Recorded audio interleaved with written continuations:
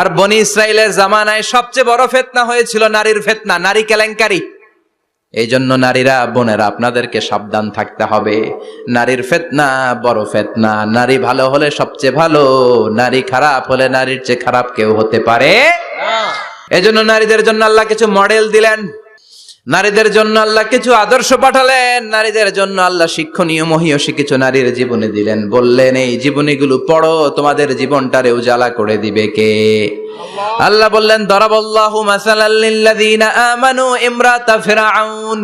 গোটা বিশ্বের সব নারীদের জন্য রব্বুল আলামিন কুখ্যাত সন্ত্রাসী ফেরাউনের বউকে মডেল বানিয়ে দিয়েছে।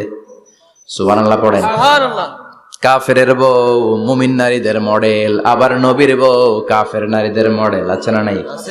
নূহ আলাইহিস সালাম আল্লাহর সব চাইতে প্রিয় নবী, প্রিয়দের একজন, কিন্তু তার বউ কাফেরদের মডেল।